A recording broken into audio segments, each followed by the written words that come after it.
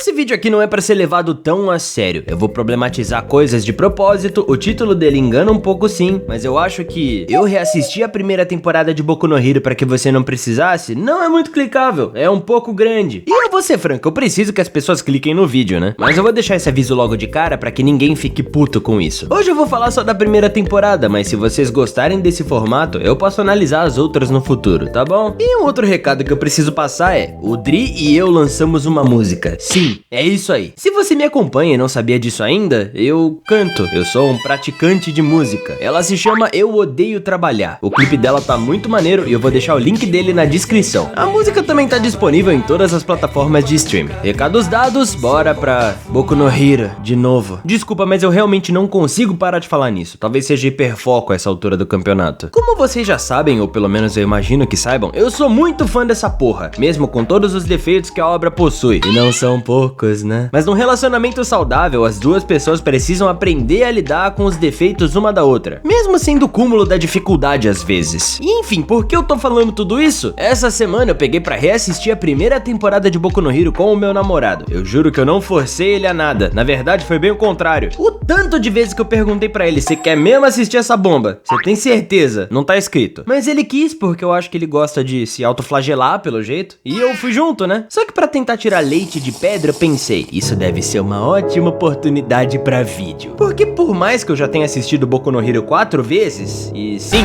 eu disse 4 vezes, eu não sei o que isso diz sobre mim, já faz muito tempo que eu fiz isso pela última vez. Acho que se pá, uns 3 anos. De lá pra cá, muita coisa aconteceu. Temporada saiu, mangá acabou, personagem morreu e foi ressuscitado por um roteiro sem graça e tosco. E eu já não vi a obra com a mesma perspectiva de quando eu tava reassistindo anos atrás. Eu ainda era puro, não tinha conhecido o mal do mundo e nem os fãs de Dragon Ball Z. Um futuro brilhante me aguardava. Só que aí vieram as fujoshis, o YouTube me cobrando vídeo toda semana pra não cortar meu alcance, o monster de manga e, bom, os fãs de Dragon Ball. E foi nisso que o mundo me tornou. Um ser rancoroso que não enxerga alegria na vida fora do Poketibia e de uma bebida energética que vai me dar diabetes ou um ataque do coração a qualquer momento. Não é divertido? Sem falar na carta do enjoo, porque, né, você vê uma parada 4 vezes, certamente te cansa daquilo. O ponto é, eu reassistir Boku no Hero hoje em dia iria me permitir analisar a obra com uma nova perspectiva que no passado eu não possuía. A perspectiva de um chato. E sim, eu já fiz vídeo falando sobre os aspectos ruins de Boku no Hero, as cagadas que os capítulos finais nos proporcionaram, como a fanbase é tóxica e estranha. E esse vídeo pode sim soar como se eu estivesse chutando o cachorro morto, mas adivinha, eu não ligo. Eu vou fazer um vídeo no meu canal falando sobre o que eu quiser e dando a minha opinião. E se você não gostar ou ficar incomodadinho com isso, cria um canal, bota uma foto editada de Blue Lock ou de Solo Leveling e faça um vídeo falando sobre isso. Por onde eu devo começar? Do começo. Cara, eu devo dizer que a introdução de Boku no Hero é animal. O Midoriya narrando e apresentando aquele mundo onde poderes e super-heróis são uma realidade é mágico. E prepara o solo perfeitamente pro que a gente vai receber. Sem falar que nos primeiros momentos, ele é sim um personagem muito gostável. Um clássico protagonista de shonen com potencial pra se tornar algo a mais. E sim, essa fórmula é cansativa. Vários outros protagonistas têm esse mesmo tipo de introdução. E hoje em dia, falar mal disso também tá batido. Agora o pessoal só quer Sanjin Woo, Sanjin Woo, Sanjin Woo. Personagens ultra mega poderosos que não precisam de treinamento e nem apanhar da vida pra aprender as lições. Só que, cara, a gente não pode chegar no meio termo, não. Quando o personagem ganha poderes de lambuja, ele só se torna uma casca sem alma, feita pra incel botar de falta de perfil. Mas quando ele é um Zé Mané que não consegue andar sem tropeçar, também fica extremamente cansativo. E foi exatamente isso que eu senti vendo o Midoriya no começo da obra. Ele é chato, mano. Não é possível que alguém consiga ser tão loser, sonso e submisso ao mundo quanto esse moleque. Ele me lembra a Bella, de Crepúsculo, porque ele também é um personagem feito pra ser relacionável. Meio que um avatar do leitor, tal como a Bella. Ai, ele é tão ele é tão desengonçado, ele não sabe falar com mulheres. E sim, ele é feito desse jeito justamente pra que role essa conexão. Só que, cara, não precisa ser tão extremo. O moleque não precisa ser um loser tão grande pra que as pessoas se identifiquem e gostem dele. E pra provar isso, eu vou usar um outro personagem de Boku no Hero que, na minha opinião, seria um protagonista muito mais da hora do que o Midoriya. O Kirishima. Ele é um personagem com profundidade, que também apanha da vida, também tem seus momentos de fraqueza, também tem o seu passado triste, mas ele não é um completo otário como o Midoriya. Ao mesmo tempo que ele não é um personagem Sigma pra adolescente usar de foto de perfil. Ele é balanceado, ele tem camadas. E por isso, na minha visão, ele é um personagem muito mais real e palpável do que o Midoriya. Seria um protagonista bem mais divertido e dinâmico de se acompanhar do que um chorão que só fica fungando pelos cantos, sabe? E eu posso dizer isso pra quase todos os personagens da classe 1A, na verdade. A grande maioria é mais interessante que o Midoriya, mesmo tendo 5 minutos de tela nesse comecinho. E sim, o Deku tem seus momentos bons lá pra frente, ele tem uma evolução, não tô dizendo que ela é nula, mas boa parte dessa persona que a gente conhece nessa primeira temporada continua ali, mesmo com o moleque trincado e com 30 individualidades diferentes entregues pelo roteiro. Ele nunca deixa de ser irritante e ter aquela aura de eu não sou bonito, sério. E dito isso, bora partir pro segundo tópico, a relação dele com o Bakugou. Meu Deus! Rivais não são uma coisa recente nos animes, e eu não vou me atrever a citar nenhum deles pra não ficarem falando. Ai, você esqueceu o Riei de Yu Yu Hakusho. Você esqueceu o Vegeta. Você esqueceu a cabeça da minha pica. Mas puta que me pariu de 4 numa banheira. A relação desses dois é mais dolorida de se assistir do que depilar o saco com uma pinça. Por que eles não sentam e conversam como pessoas civilizadas, ao invés de ficar nessa putaria? Eu sei que eles são adolescentes, e adolescente nem a gente, que é uma época merda, os hormônios estão à flor da pele, mas meu Deus, sabe? O Bakugou tem essa birra com o Midoriya, eu simplesmente não consigo entender. Tipo assim, eu sei que o moleque é um otário, fraco, insuportável, mas tu zoar ele não vai te fazer mais forte, ou melhor, pode até dar impressão, mas não torna. E isso fica evidente quando o Bakugou vê os outros alunos no treinamento de combate e fica pensando que não saberia lidar com a situação caso tivesse caído contra eles. Só que essa birrinha não prejudica só ele, como também prejudica o Midoriya mais ainda. Porque como se não bastasse o Midoriya ser submisso ao Bakugou, ele também fica querendo a aprovação dele, quer ser amiguinho. Mano, o moleque fez bullying contigo, ele falou pra você pular de um prédio. Para de correr atrás dele, vai tratar essa síndrome de Estocolmo e vai falar com um professor. E por falar em professor, não tem um adulto nesse universo que consiga perceber a situação errada ali, né? Que o Bakugou faz o Midoriya de tapete pra ele pisar. Ah, são só crianças, é besteira. Eu acho que é assim que eles pensam. Eles ficam tendo esses embates inúteis o tempo todo, onde parece que o Midoriya vai tomar uma atitude pra no final agir como um bobão de novo.